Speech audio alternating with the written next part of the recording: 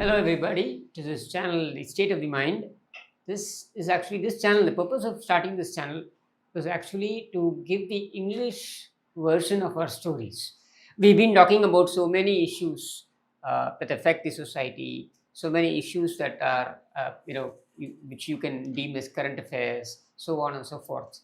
So, in that series, we thought that we already have a Tamil channel running, which is called the Idam Valam, but we'll have an exclusive channel. That was the idea, to have an exclusive channel, the State of the Mind, which will have people coming from varied backgrounds and expressing themselves. We will try our best to keep the conversations healthy, to take the conversations in such a way that it helps bring enlightenment to the society.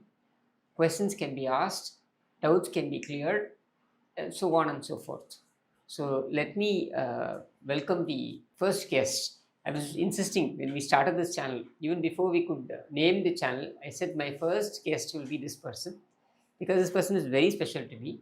And our relationship dates back to 2014-15 when we chanced to meet each other during a talk show. Vijay TV's Nia Nana, I think that's when we met each other.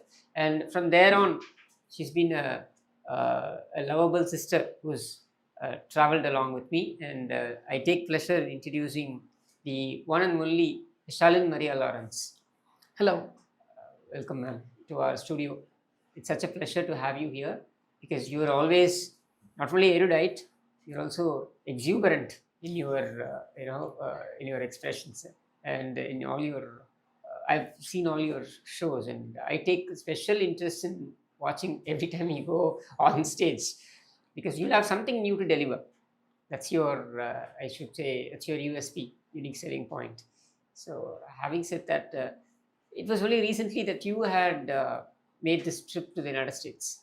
So can you explain us what actually was the idea behind the trip? It was a state-sponsored trip. Yeah, it was a US State Department sponsored trip. Yeah, but first of all, Kishore, it's a pleasure talking to you. We've known each other for almost like 10 years, right? And I think the first thing people would be saying, like, oh, maybe he spoke to her about ADMK. I think he spoke to me about DMK, right? Yes. You met me on that set on Nia Nana and he said, people like you should be there with Kanimori. You remember? Correct. And that was like, it took me by surprise.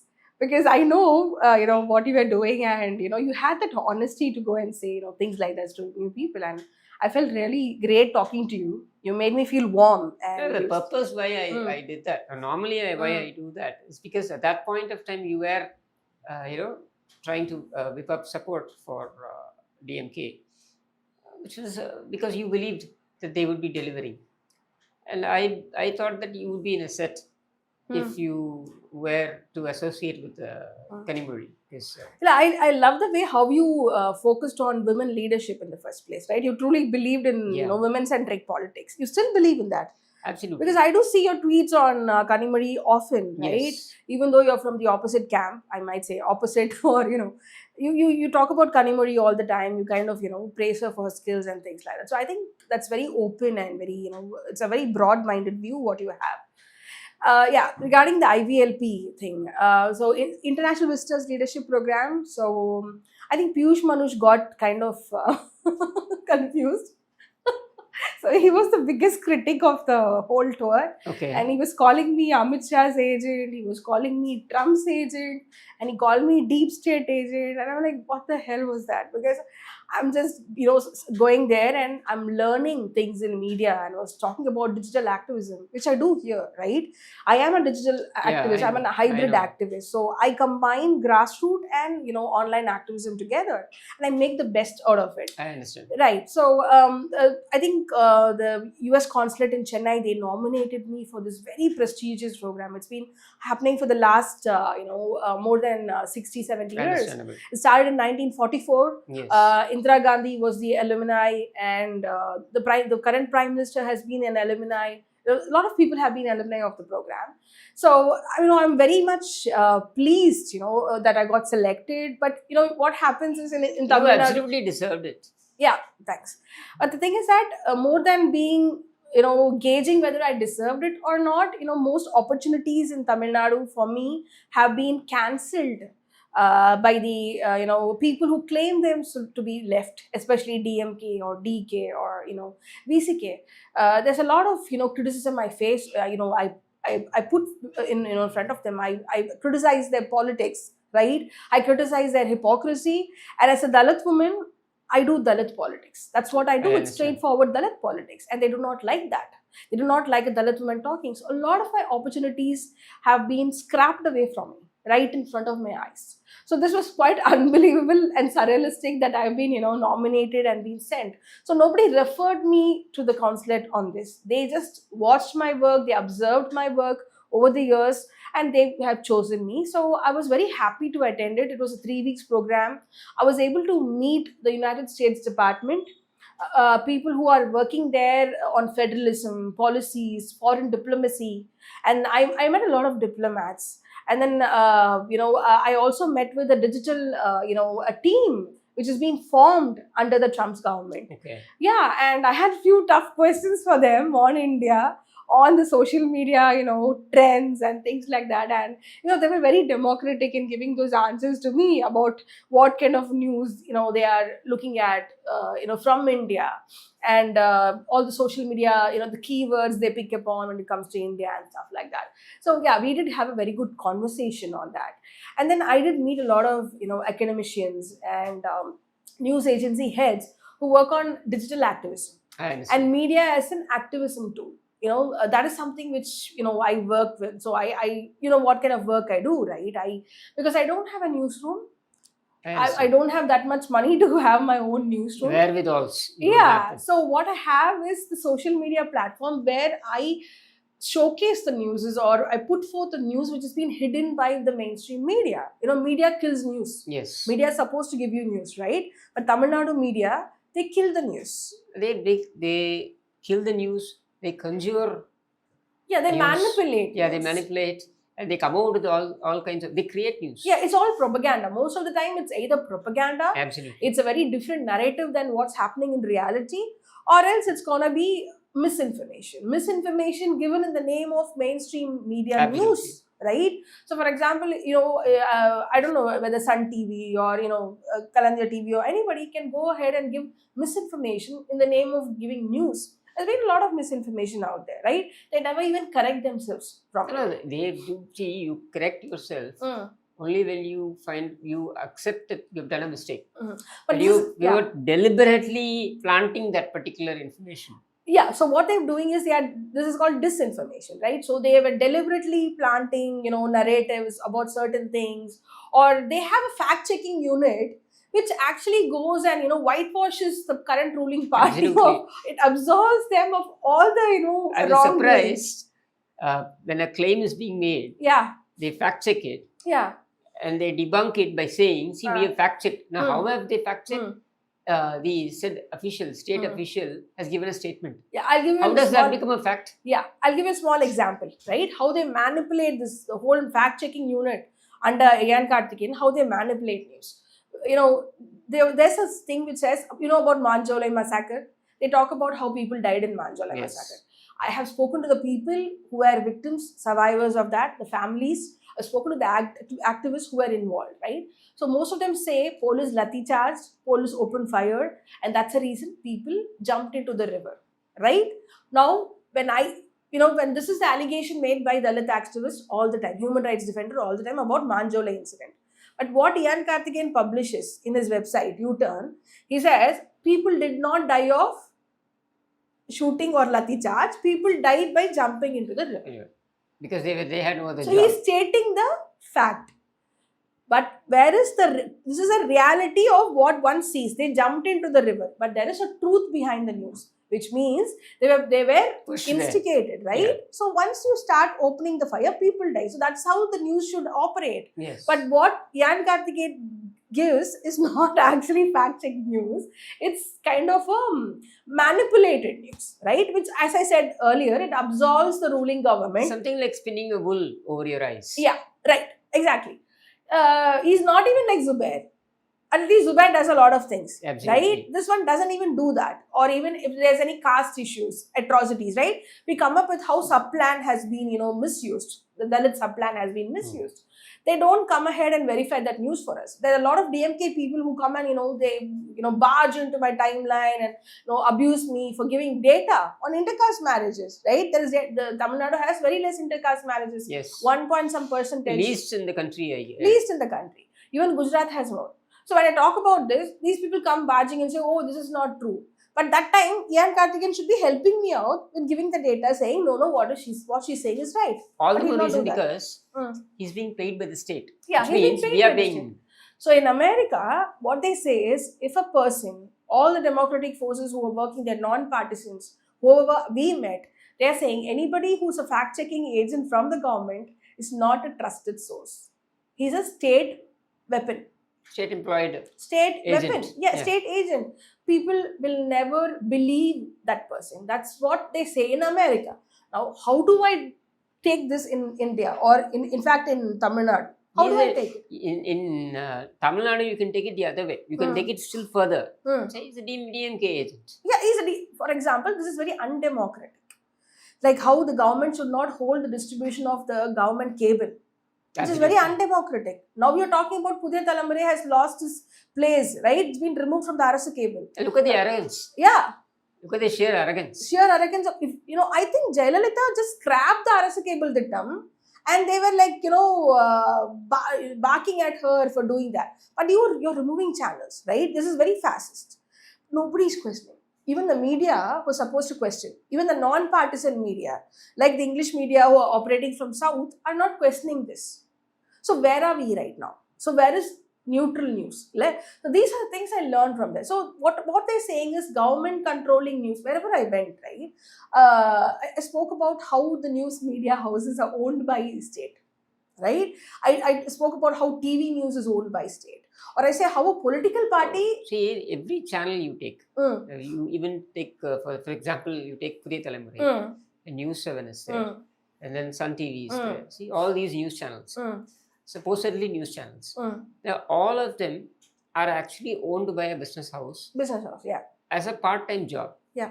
They're not into full-time media. Yeah. Like, for example, you take Pudhiya Thalamarai, it is to save his medical related empire that he has created. The Pachamuthu, who happens to be the owner of that particular establishment, he has a huge medical empire built. Yeah, and Vaikunda Rajan has his own quarry related empire. So to save that, he has this particular news channel. Then you have News 18. The Ambanis, they have enough money to throw and they have the spectrum bandwidth, which after their Geo, they still will have lots that they can come out with 200, 300 channels. So they are into it. Just look at Sun TV. All these are to safeguard their own business establishments. Yeah. They are not brought in with the purpose of reaching the people with news content. Exactly. They are with an agenda. Yeah. And that agenda is to safeguard their empire or their political interests. This agenda common man does not know, right? The common man thinks, oh, this is just a news, right? This is something which is coming from, News 18. It's a private agency. They do not know it's been owned by a corporate, a capitalistic head who's running it, right? And they all have agendas, exactly. And then you have Sun TV, which becomes a bit more narrower and a bit more critical because Sun TV is part of DMK family. Absolutely. And then you have Kalanjar TV, which is a part of DMK family. And then you have Murasoli. And these are not democratic forums at all. These spaces are their mouthpieces, right? This is something propaganda run by the party, DMK especially. So these are the things, when I went to America and told, these are the people who are owning it and these are people who are running it. And they are like, oh my God, is it true? I'm like, yes. Then that is not democratic. Absolutely. They say, oh, CNBC or, they have CNN, they have Fox. It's been operated by political, agenda. They're accepting it. But they're saying directly no political party owns a channel here. Yeah. And that is not right. It is ethically wrong. But in Tamil Nadu, it is happening. Then you're comparing yourself to Europe. You're comparing yourself to America. Where is democracy here? The very reason why every political party started thinking that they should have a channel for themselves See, I don't see Congress, which is a national party. Mm. I don't see it owning a channel. Mm. I don't see the BJP Owning a channel. Whereas here in Tamil Nadu, this practice, this culture was brought in by the the Karnataka family. DMK family. They started it. Yeah. And then it is now like every party needs to have a channel. Yeah. Even I'm feeling right now while talking to you, this gets to my head like when the campaign for election stops 3 days before the election, I think these channels also have to stop broadcasting anything Yes. before the elections. Otherwise, it's they are crossing the rules. But you have to think about it. The election commission has come out with all kinds of rules. But the question here is, where do we draw a line between entertainment, news, and political stuff? Okay, I understand that news will have political colors, but if you have an agenda, and say each political party will have one particular channel, and that channel will only spew all kinds of data related to that particular party with an agenda. How do you call it a news channel? It's not a news channel. It's a party tool. Propaganda organ. It's a party propaganda organ. And I think before the elections, I think somebody should suggest election commission that these people, they have to stop doing these things before the elections. I think I want to suggest that also. So there's a lot of, misappropriation or misuse of information technology by these political parties in Tamil Nadu. Absolutely. Right? Absolutely. So this was discussed there. We discussed about it. We discussed about pen. And when I went and I came and tweeted about it, and people are like, "Oh, you discuss about pen." I said, "Yes, because I spoke about pen because pen controls a lot of propaganda work. Absolutely. Pen is PR, right? It's a And global it's agency. very nefarious. It's See, very if you really look into their activities, it's kept in the dark. They don't come out openly and say what they are doing, what they are up to. Malinformation. Pen is known for malinformation. Pen can be tried in the court of law for malinformation, misinterpretation, and disinformation. I'll tell you how. I am a Dalit. I am in Tamil Nadu. I am an activist. I have a credibility. I have validity. I'm going around telling, oh, there's honor killings happening here. And Dalit GER is very less, right? The GER of Dalit students going from college to, school to college is very less. You talk about overall GER. And then I say Dalits are getting killed here every day. Right? Our Adravida schools are closed. It doesn't have good infrastructure. What Penn does, they take some random guy, from one Dalit guy from one foreign country who out of luck is doing well in life. They'll pull him up. They'll create a propaganda video saying Dalits are very happy. He'll say, oh, I studied here. I am a Dalit. I am very happy. It's all because of Dravidian model. Now, this must be tried as mal news. Right? This is mal narrative. This is malinformation. I want my people to know that news alone cannot be taken. You cannot just treat news as news. It cannot be taken at face value. It's already been processed, manipulated. Yes, absolutely. Right? So Dalits like me should go ahead and counter this in the court of law. Asking, said, Penn is doing this, Penn is doing that, right? Because they are constantly spreading fake news. See, we are talking about Penn. See, it's just hearsay. We talk about, oh, Penn is, Now, see, I'll tell you what is the problem then. Or Penn has come to be. Now, what happens is every party will start thinking that they also require such an organization. Yeah. Now, where is the end for this? Yeah. See, you do not run politics on the basis of sheer manipulation. Now, one can argue and say that politics is about manipulation. Yeah. Well, it's just not about manipulation. Manipulation could be one aspect of it. It cannot be the only aspect. Now, that is what is happening here in Tamil Nadu now.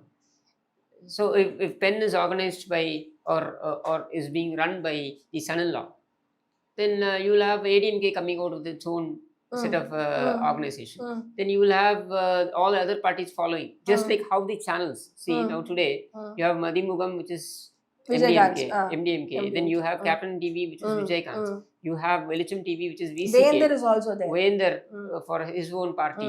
And you have, what is that? Makkal TV, which is DMK. So every party needs to have an organization. Isn't it shocking, Kishore, that the news what we are consuming is actually not the right neutral news? Absolutely. It all started as a joke.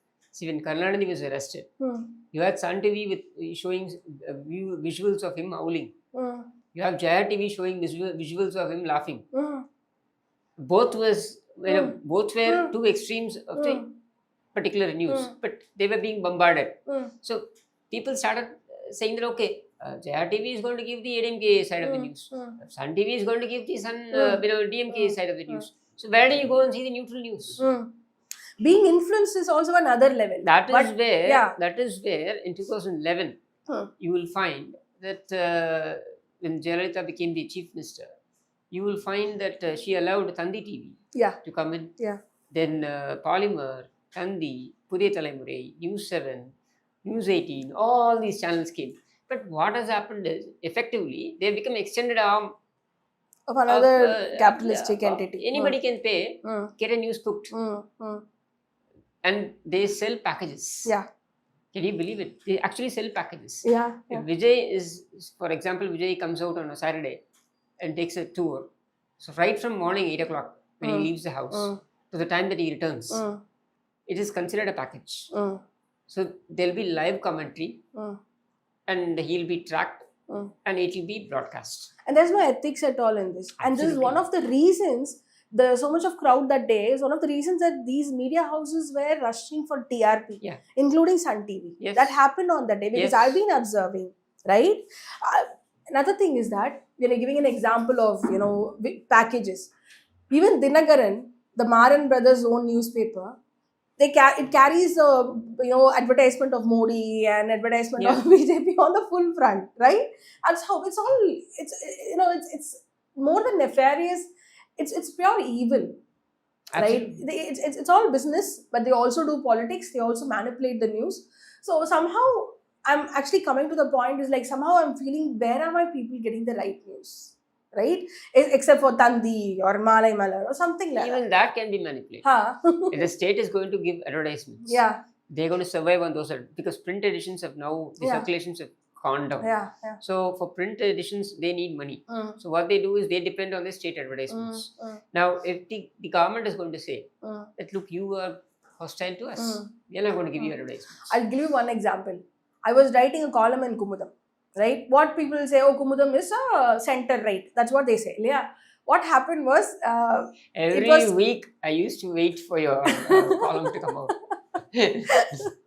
What happened was, thank you so much. What I did, I think my column was the biggest, longest running, 72, week old. Only Jnani had that scene. As a Dalit woman, I got that opportunity. A lot of people didn't like it, especially from the Vigadan team. They called me and they conspired against them. I was like, no. Because I remember this person from Vigadan called me. And then he said, one of your interviews, you're talking about feminism and all, but Kumudam is publishing it next to Mahaperiyava's thing. It's it's very humiliating for you. And then I called up the editor and I said, sir, this person is saying this. And he said, you should be feeling proud of yourself, Shalan, because next to something which is very conservative, I'm publishing your democratic views, which is so beautiful, right? Correct. You should be very happy. I think that person doesn't like you writing for a magazine. That's why he's doing that. And I found out, the intention of the guy. Why I'm saying is, when I started writing it when ADMK was in power. I was very critical of ADMK too at that time. But I had the freedom to write about BJP and ADMK. They let me. They never used to censor that. But as soon as there was a regime change, as soon as DMK came to power, the editor called me and he said, Shalan, you have to censor your words about DMK hereafter.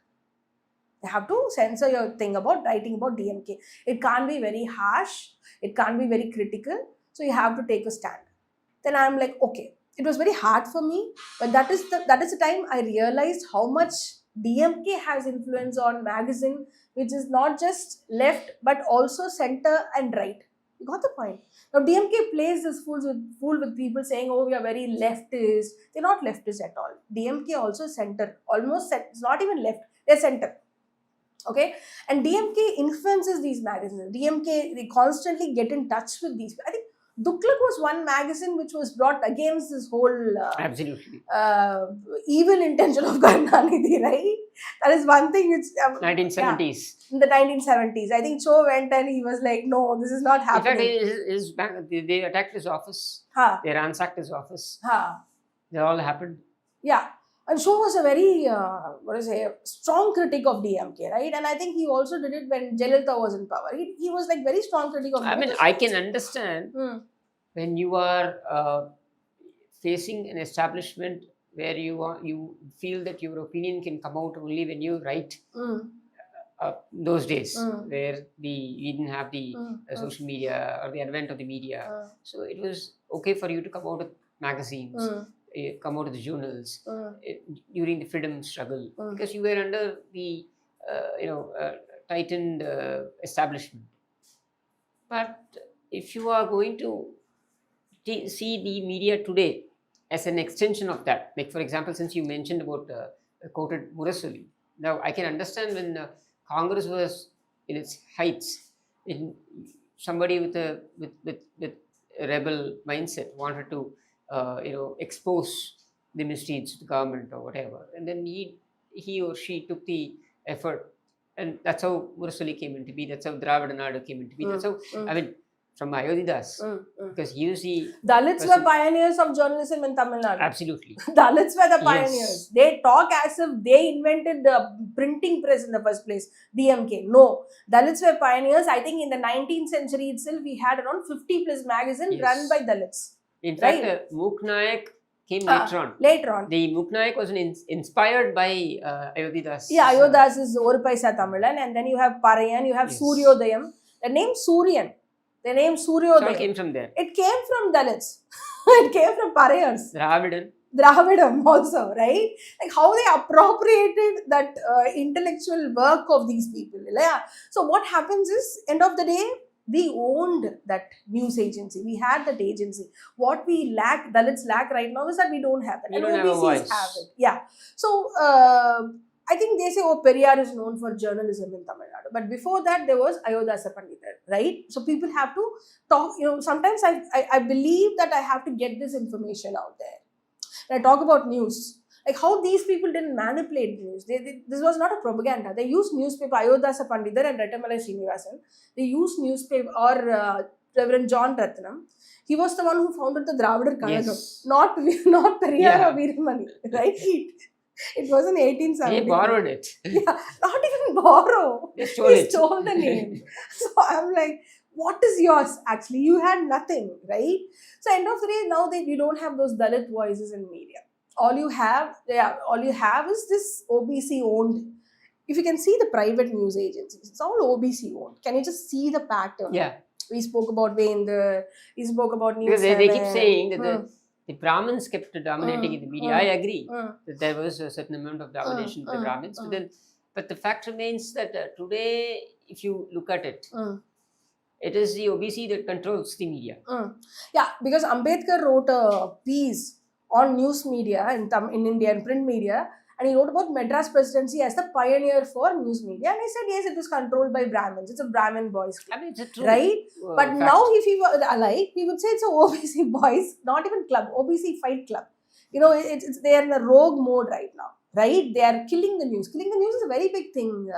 For example, this girl who was raped by 2 policemen, that should have made headlines across the spectrum. What is scaring me, or why I'm really worried in this particular incident, because you mentioned this girl.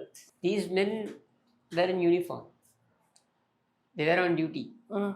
They accost this particular vehicle, which is actually carrying some load material all the way from Andhra to Tiruvannamalai. That was an Adivasi girl. Yeah. She was an Adivasi minor. Yeah. They should have made the headlines. And see, imagine the situation where they accost the vehicle, they threaten the driver, and they take the child and the mother or sister who was accompanying, and they drive away. They take them into a lonely spot where they molest her. Now the question here is, if these people have the audacity to do it wearing the uniform during duty hours, imagine how many other victims would have been there. This is tip of the iceberg. Yeah, that's exactly what I'm trying to. This is a systematic thing happening.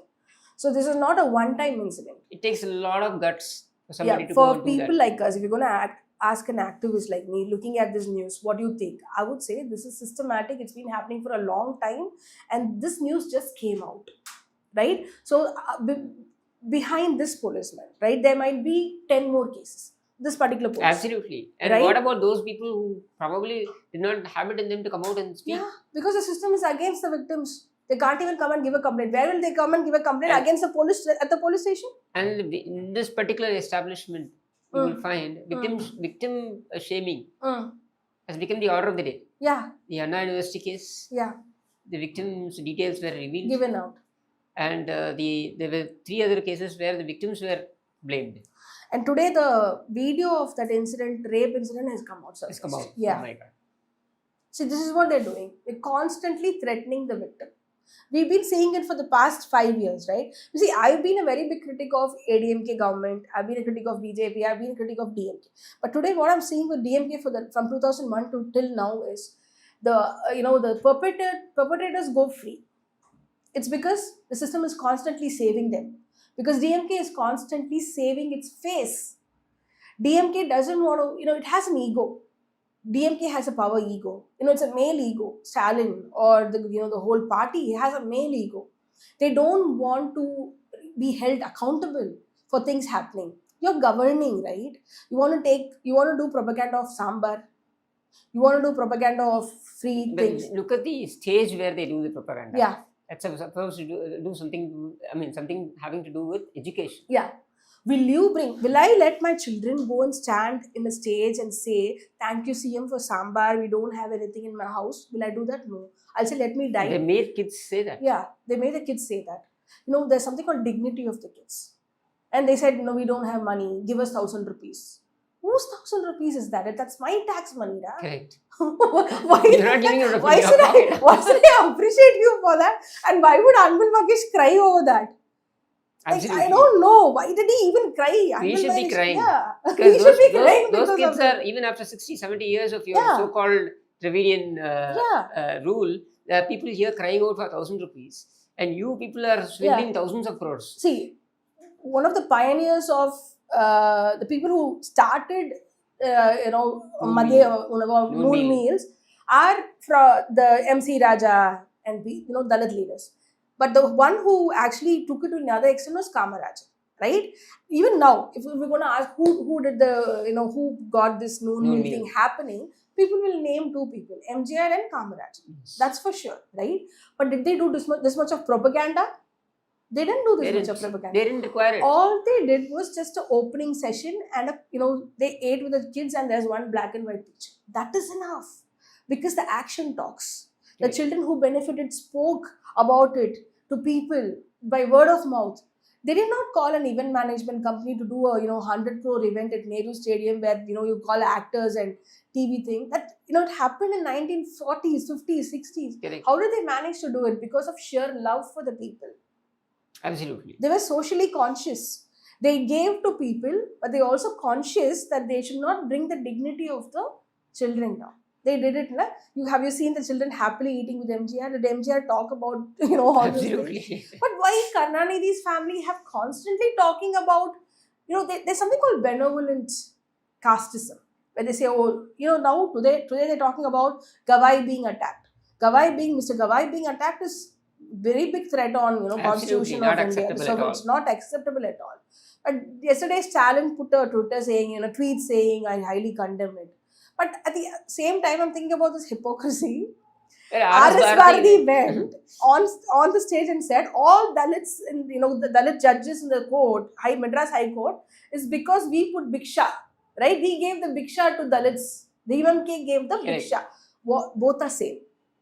You might think using a shoe is violent. For me, that is violent. And calling my merit as Bhiksha from DMK is also violent. Absolutely. And DMK has to understand that. Not many people know that judiciary does not have a reservation. Judiciary doesn't have reservations. And then you come today and say, I'm giving this food, I'm giving, stop it. That's what I'm going to tell. There are better, even Kerala is giving biryani for noon meals and Maharashtra has a good noon meal system. Even they don't do so much of propaganda with tax money and pulling the children, in front of media. It's all about creating a... I would ask, would Mahesh Puyamuri like his son to come on stage? Will he let him speak? And beg 1,000 rupees with Will anybody? he do that? he won't. Will he let let his guard down and dignity down and speak to people like that? End of the day, people should understand DMK or ADMK, who is doing any welfare scheme, it is from the pocket of the people, common people. It is my money, right? It is my Absolutely. money. So why do you have to, praise yourself for the money which you're spending from us? You should be This is ashamed. borrowed money. You should be ashamed that the labor stat says Tamil Nadu has the very low minimum wage in India. Tamil Nadu is a very low minimum wage. Pondicherry University, JNU, everybody have a paper on that. Will Stalin be able to talk like that? Because if my minimum wage is met, I will not be coming and standing in front of you for that Absolutely. 1,000 rupees. Right? Where is my minimum wage? You're bringing in so many migrant workers because you can pay them again below What the is, minimum what is wage. the already bare minimum? Yeah, bare minimum. Tamil Nadu has Tamil Nadu has a very lethargic approach to laborers. They talk about, we gave you leave for May 1st. Who wants your leave on May 1st? Give me no minimum salary, minimum wage. Give me protection, right? What did they do? There's something about DMK which totally has to be busted. Right? There's something which about DMK. As you said, DMK is not a holy cow, but that's how Absolutely. they've been treating themselves as. Like they have a moral high ground. They're superior to others. There's one joker from DMK constantly says like DMK has more intellect. DMK men have more intellect. Intellect than anybody else. He will say that the next minute he will go and he will sing peons for Inbanidhi. Yeah, he's a very sleazy guy because this guy who calls himself an intellectual, he's a double meaning, pervert Yeah, yellow who journalist. constantly, talks shit about women all the time. So I'm like, what the hell is happening? And then you have all the speakers of DMK, the language they use, or even Udayanidhi. But people are pointing out at Shivaji Krishnamurthy. Has they ever pointed out at Udayanidhi and said, this guy talks in a very sleazy manner about women? Right? He's spoken very sleazily about Jayalalitha. He's quoted very vulgar pictures of her, right? Yes. And he's spoken very vulgarly about Edappadi Palaniswamy or Sasikala, which I wrote in my book. I'm not even an ADMK supporter, but end of the day, it hit me so badly that how can you even make such perverse comments on a stage? Look at his mindset. Then. Yeah. From where? So then they're calling themselves intellectual, and I'm like, where is your intellectuality? Where is it? Right? So they think controlling news makes me an intellectual. And you'll have to understand, DMK says that it is ideologically a very strong party. You'd be surprised that 2022, this fellow was interviewed, Udayanidhi, where he says, only now I've started reading about EVR. Reservations. About reservations. Only now I've started reading about EVR, EV Ramaswamy, and so on and so forth. Now, my question is, I can understand, but out of that honest reply from him, what was the qualification that he had to be put as a youth wing leader or as a one of the senior most positions in the party, when he says that he himself is reading about EVR only now?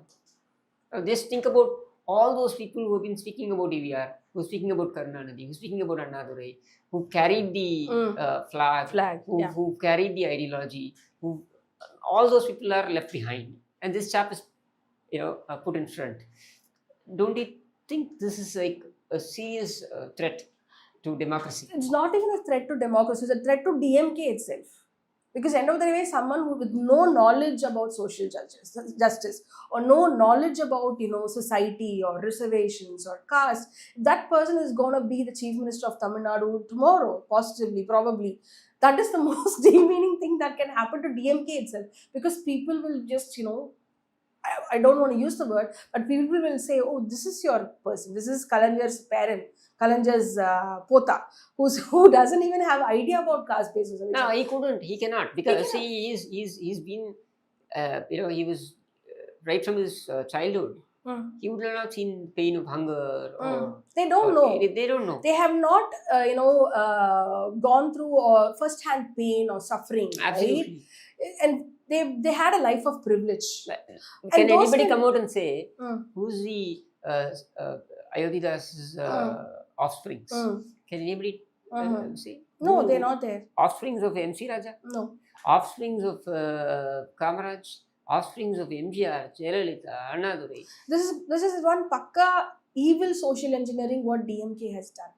It's not just, DMK has spoiled the spirit of Tamil Nadu, DMK, but the whole people itself.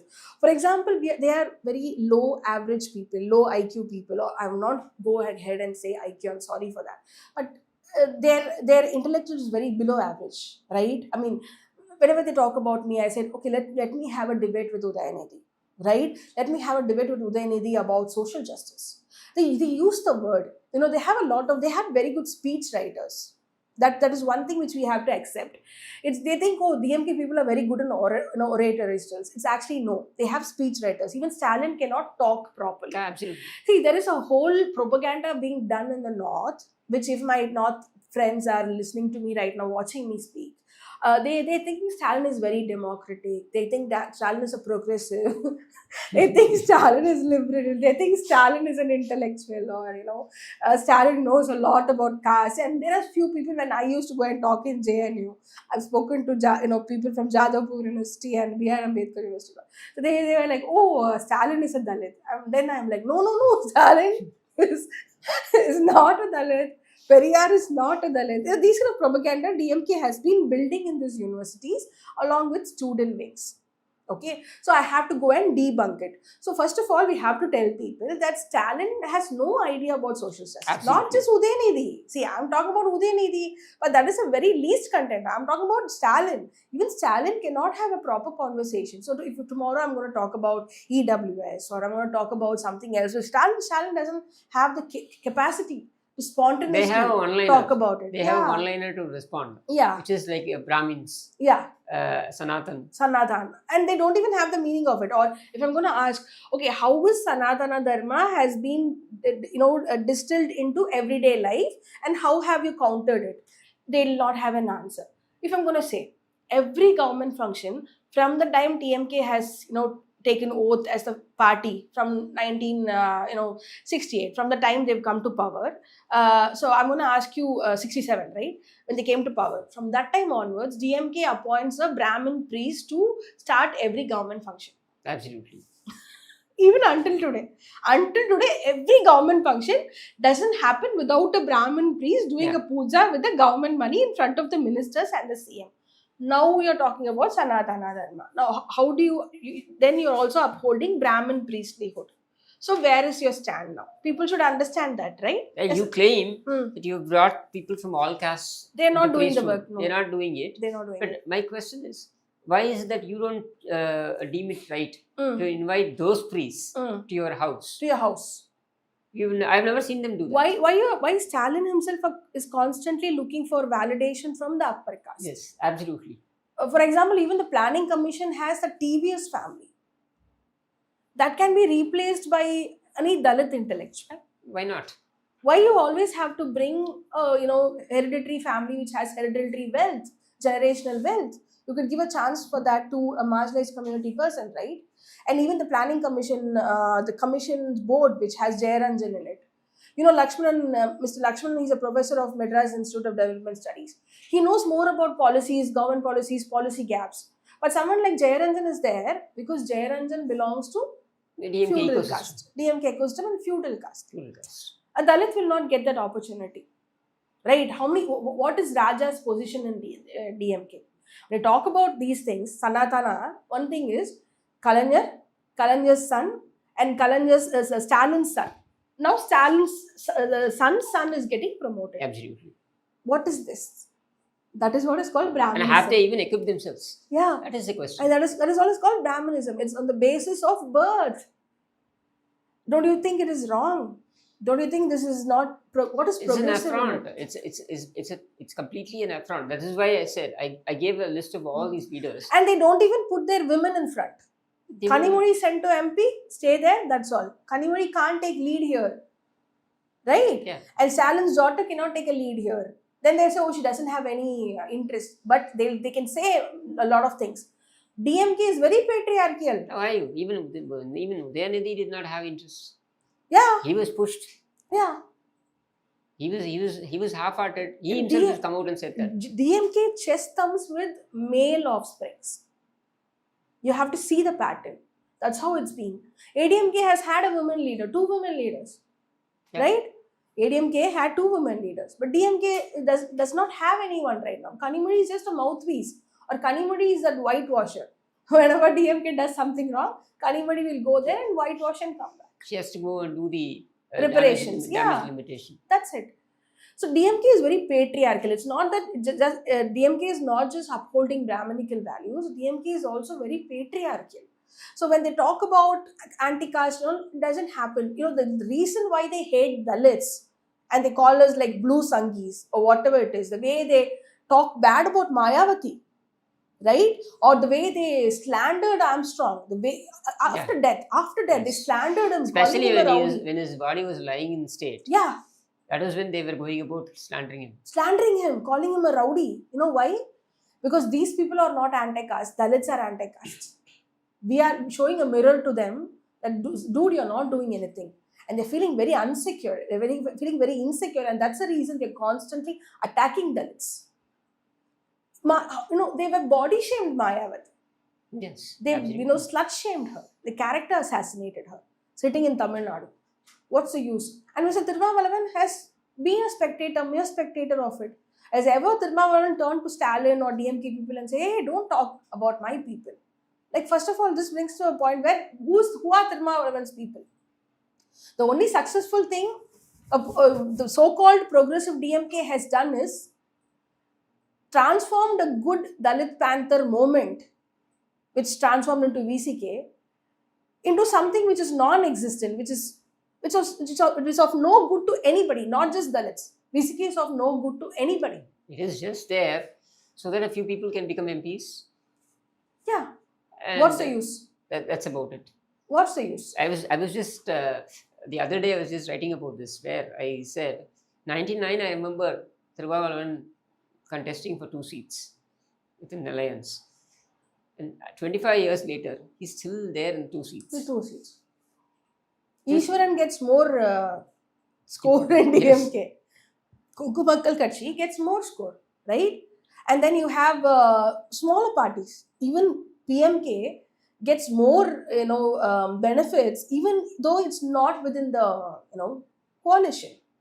Absolutely. So I think assertive leaders, Dalit leaders, have been eaten up by DMK.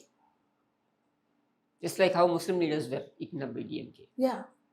They're not talking about there are a lot of issues in Tamil Nadu. Muslims not being given homes for rent. The Dravidian speaking people, the Dravidians, what they call as Dravidians, don't give house for Muslims. But have you seen any Muslim leaders coming and fighting for it, asking for it, talking for it? I am talking for it. Certain people, a Christian is talking for it. But those people are not talking. But they get away blaming the BJP. See, the easiest escape route for them is show the BJP and say, see, if you people don't come with me, BJP will come in. You know about the preventive arrest after the 96 bomb blast? All the preventive arrests, who's been arrested? Muslims being The arrested. 98 bomb blast. Who arrested them?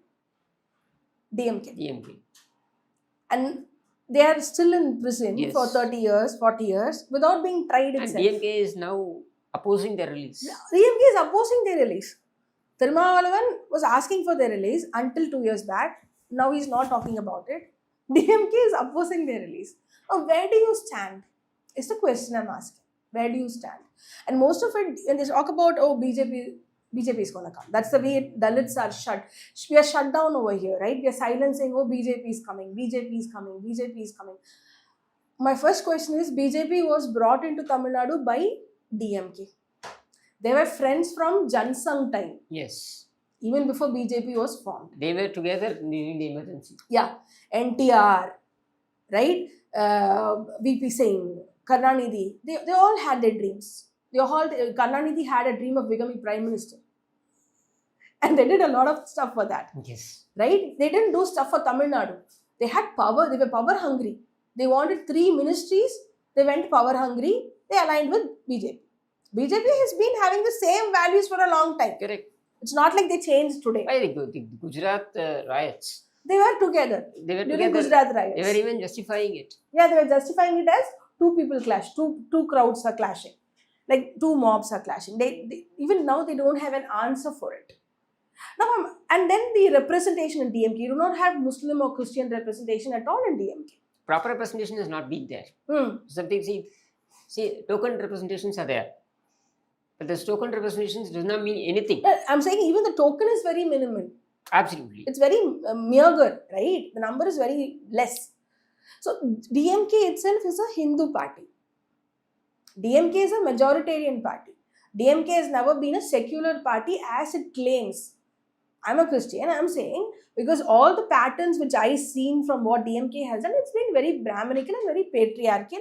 And end of the day, they do not have any concern for Dalits or minorities. They don't have any concern for minorities. Absolutely. It's all, lip service. That's it, nothing else. And especially Dalits, you've seen, I've told you about you remember I spoke to you, Dave, a couple of days back. I called you and I said, Kishore, there's this NCRB data has come. I wanted to talk about the crimes on Dalits and women has increased by 3-fold, and people are not talking about that in Tamil Nadu. Why don't you elaborate about it? So the NCRB gives out data every 2 years, 3 years, and this year it has come up with the data from 2021 to 2024. So it says Tamil Nadu has the highest number of violence on children and Dalits. Overall violence has come down, but Tamil Nadu's number of violence on Dalits is more. It's increased by threefold. It's increased threefold. And violence on children also has increased. So this is a very dangerous, crucial data. You have to understand how pathetic the situation is for children and Dalits. You know why children and Dalits? Because they are voiceless. Right? They are voiceless. Absolutely. They are very vulnerable condition. Now, this is what I told about what Penn will do in this. When NCRB gives you a data saying so much of things are happening on Dalits in Tamil Nadu, then DMK has to talk about it. DMK has to convene the State Vigilance Committee, because Stalin is the SCSC chairman, is chairman of the SCSC POA Commission, right? Which they have not done over the last 3 years. But they had 2 times, once they came to power, and then they did not have it at all. So Stalin has to, see what kind of violence exists on Dalits or children, right? He has to talk to the IAS officers. Minimum 25 IAS officers are needed. And he has to assess the situation every 6 months. But Stalin has not done. But what they will do is, they will go to Penn. Penn will make a video with random women. They'll pay them. Samira Reddy will come and talk about that on social media. That Tamil Nadu is very safe. Samira Reddy is staying in Goa in a very elite mansion. Okay, Samira Reddy is not even Tamil. I understand. So Samira Reddy will talk about Tamil Nadu, how safe it is. This is what Penn will do for DMK. Hire people, hire influencers, and then, whitewash the whole thing. Subject. Yeah. That's what has been happening the last 4.5 years. Yeah. Get hold of people, get them as influencers. When they were in the opposition, they were doing this with all the movie stars. Yeah. Like Surya was used. To express anything on all subjects. Surya used to talk. Surya is nowhere to be found. Yes. Now, so many irregulars are killed every day. And he just came, he commodified the suffering and he left. That's what I said. I didn't like the movie. I said the movie commodified our suffering. And he just left, right? Absolutely. He just made money out of it. The community has not seen anything. But people put Surya on a pedestal. They don't even question the government. Like how Shah Rukh doesn't question. He wants to maintain his stardom. He's very selfish. Shah Rukh doesn't go ahead and say, I'm a political reformer or a social reformer. But Surya portrays himself as social reformer. Absolutely. Right? Or Kamal portrays himself as a reformer. Because they believe that post their market drying up, then they always have a leg option to come to politics. So they'll have their fans, to whom they are demigods. So they can obviously now shift to politics, and then they can run there, like how Kamal Hassan goes about it. He has a Rajya Sabha seat. Who cares whether his party is going to win or not? He doesn't care about it. He was able to prove with the 60 years of hard work that he put in the industry. Nobody's going to question that. This is hard work in the industry. That, as an investment, he wanted to convert it. So he came into politics. People started thinking that, this man is going to become the chief minister. He was throwing the torch at the TV, breaking it. Waste of a torch, waste of a TV, waste of everything. So, and then he ended up with some 4%. So this 4% he was able to showcase and say, look, I have 4%. And make a good deal out of it. Make a good deal out of it. He's having the DMK, bankrolling his movies. His Raj Kamal pictures were almost defunct, but then he gave life to it. And then now he's given a Rajya Sabha seat. He doesn't care what happens to his party, what happens to all those people who came and sat, watched what all he spoke, and were having all kinds of dreams for him. Posters were coming out every day. Now, what happened to all that? Yeah, that's it. See, Kamal spoke about nepotism. Kamal's complained about corruption. Kamal complained about, a lot of things about DMK. Did anything change about DMK? Nothing. It just gotten worse. It's gone worse. But Kamal is very, comfortably sitting there because Kamal is almost like Udayanidhi only. I don't know why the hell they would give a Rajya Sabha seat to him. There's another category where he can be nominated like Ilayaraja, right? Correct. An artist can be nominated. But Kamal as a politician, he doesn't, he doesn't deserve that. Because he's someone, Udayanidhi told about, I don't know about reservations. Kamal is someone who says, you tear community certificate and then caste will be gone, right? So I don't know, how can someone like Kamal Hassan, I'm really he gets an MP seat. Even VCK doesn't get that. So you see with what kind of people Arivalayam or Stalin's, Kalanja's family holds up, right? This is the kind of people they always look up. It is like, you scratch my back, I'll scratch yours. It's almost like that. It's anybody like Vairamuthu also. You go ahead, he'll praise, he'll get things done, right? Vairamuthu is a Me Too guy. And Vairamuthu is still surviving because of DMK support. Absolutely. Satyaraj. Whenever... Someone wants to create a career for his daughter. These are the privileged people who've now come into our system and who are now, because they are all idols. See, nobody can question the talent, as I was again saying, nobody can question the talent of Kamal Hassan as an actor. I would call him a genius. So he's trying to encash that into politics. Yeah. This is where I have a problem. You are yet to be proven in politics. You may be a genius there. That doesn't mean that you're going to be the same here. The kind of trust that people keep and think, oh, he achieved there, so he can achieve here. Now, can a leading doctor have that kind of privilege? He cannot. Or any other leading profession. Can they have that privilege? No. They cannot. Now, this is a society that rejected T.N. Seshan. A man who brought in electoral reforms. He was good, he was honest. But he was defeated at the hustings. So when people can see that you may be good in that profession, it doesn't mean that you're going to be good here. Why is it that they don't have that realization when it comes to movie stars?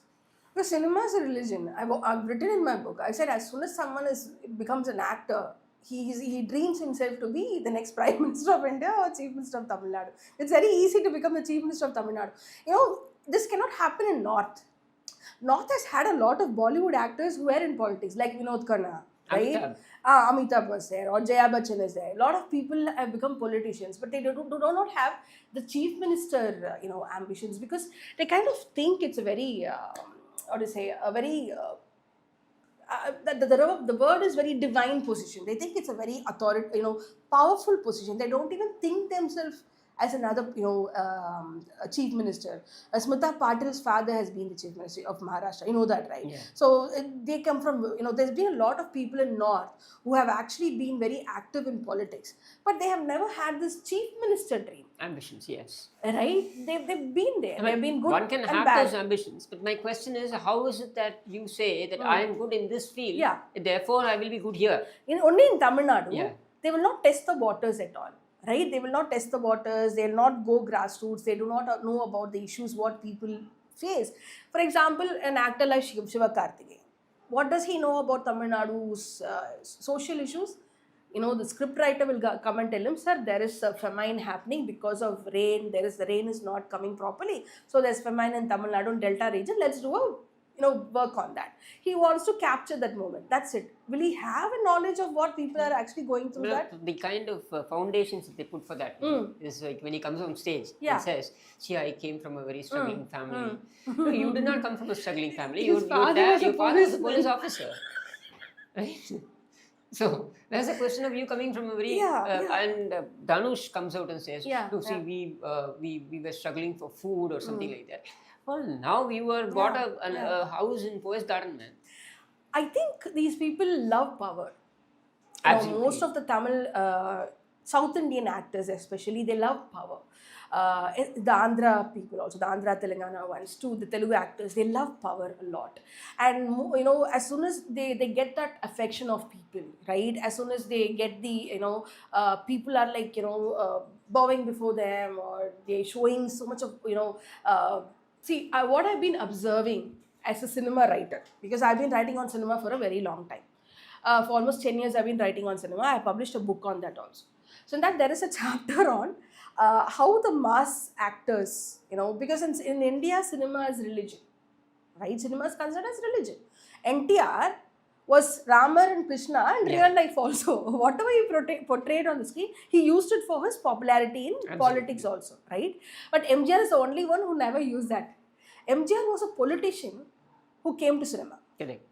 Right? MGR was in Congress, MGR was in, Tika, then MGR moved to DMK, and he formed ADMK. MGR was a person who suffered. He had no food, right? He was an expatriate. He moved from, here to Sri Lanka to here. MGR was more close to the LTTE struggles, right? And then MGR knew what hunger felt like, and he wanted to get that away from people. Right? He was a politician. He did a lot of things to sustain himself as the Chief Minister of India, Tamil Nadu, and he sustained himself as a successful politician by doing a lot of things. I'm not going to deny that. I'm not going to whitewash him. But MGR knew the pain. But these people does not know the pain. The Surya's an hypocrite, right? Karthi is an hypocrite, and a lot of these people are hypocrites. They wouldn't have seen poverty. Yeah, they're not even from the marginalized communities. They come from very feudal, privileged communities. The directors also come from a very feudal system, and they have very good, relationship with these directors. That's why they constantly use the farming as a tool. Most of these mass heroes will do one movie on farming, because they think if they can cover the farmers or the feudal caste, they can cover the politics of Tamil Nadu. You got the point. That's what they always think. So as soon as they start losing that grip of fans in cine industry, they always keep their political thing open, so they can shift here. Yeah, most of them, see, they might get offended, but a lot of them are megalomaniacs. They like the praises. They like the people pouring milk over their cutouts. They like the fans cutting their wrists for these actors. If they wish this could stop, they could have done it long time back. It's become like an industry. Yeah. See, this fans, the fan clubs, it's become more like an industry where that's the way they survive. No more are movies about you create something and you somehow get people to like it. It's become like mechanical stuff. Now I'll come out of the movie. I'll have a few punch dialogues in that movie, and I'll have this system of fans. I will get them to crowd the theaters on the day one, and 3-4 days we'll have the euphoria, and we'll move on to the next. Yeah, for Tamil, they know the pulse of the Tamil people. They know the Tamil people love their politics, they love their cinema, and they're going to combine it together, because Anna was in cinema, Karunanidhi was in cinema, and Janaki was in cinema. All are chief ministers, right? Stalin also has acted. Please, let's not talk about it. Yeah, let's not talk about that. Yeah, even Stalin has acted. Now Udaynidhi also. They know that Udaynidhi cannot act. But why would they send Udaynidhi to act in movies? It's because it's not because he's going to get national award for it. They knew that for sure. They have to get his name plastered. They want to get his name. It's like a sentiment. Let him be in cinema. Let people see him. Then he'll be easily available for politics also. Because cinema gives you that platform. It gives you that spotlight. Okay? It makes you glamorous. Why I'm using the word glamorous is because they are using it against Vijay. They're using it against a lot of actors who come to politics. Oh, glamour, glamour, glamour. DMK talks about glamour. DMK has sustained itself on glamour of their male politicians. Absolutely. The charisma of their male politicians, right? It was MGR, and it was Karunanidhi, and then it was... MGR used his linguistic glamour. There's something which I can write a paper on that. right? He uses linguistic grammar. And then they used a lot of actors for campaigning and all those stuff. They use glamour for everything. They went to Radhika campaign for them, right? And S.S. Chandran was part of DMK. Khushbu was part of DMK. They relied on cinema glamour for votes. They set the path. They set a Absolutely. whole thing about bringing actors for campaigning. That happens only in South India, especially in Tamil Nadu. It happens in full fervor. So what happens is they are actually created this politics into a glamour industry. DMK is nothing but full lights, action, Yeah, I know. lights, action, and what they say, camera, lights, and action. DMK is like that. Stalin, when you see him speak, at a public forum, Dramatic. it's very dramatic. It doesn't come speaks from, like from he's his heart. performing. You can just understand it. It doesn't come Yeah, from his heart. he speaks like he's performing. He's constantly seeing the audience who are not there. He knows that the cameras are facing me, so let me perform. I can also say that about Modi. Modi does that. Stalin does that, right? Now Udinidhi is doing it. They're all performing. They're performance artists. They don't have any connection to grassroots people, or they don't have any connection to social justice or political values. They're all performing to a crowd. And DMK itself has become a performance space.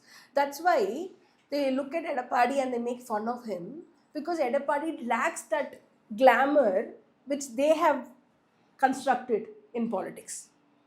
Edapadi is a layman, a commoner, A farmer. a farmer who does not have that glamorous linguistic skills. Or Edapadi is someone who does not has not acted in any movie. Edapadi has no connection to Tamil literature, which they will do, Tamil literature. Yeah. So Edapadi is a commoner who has worked in his farm and come to politics. Absolutely. But DMK has created a political ecosystem where everything is sheen and glamour and charisma and actors and things like that. So that's why they make fun of Edapadi so easily. With Jayalalitha, they could not do it. She had that glamour, Yes. she had the charisma, she had vigor, she had a lot of things. So they slut shamed her. They character assassinated her. Different tools for different people. But the final word is DMK is the one which is sitting and thriving on glamour. When I say glamour, it's not sexual glamour. I'm talking about the vulgarity. Absolutely. The vulgarity of thought, of performing to an audience. They think the people, the citizens are audience, not their people. A lot of things have been discussed today in this session, and I would like this to continue, but I would want you to come out with more and more topics. So let's wrap it up today for this. But we will have a lot more sessions. It's always a pleasure being, coming and discussing with you, because whether it is on the phone or when we meet up, we are always, talking about various subjects, and we laugh a lot. So it was nice doing this session. Thanks a lot for coming to my studio. Thanks, Kishore. It was lovely talking to you. I think we can do more sessions on this. Absolutely. Also. Yeah, thank you. Thank you so much.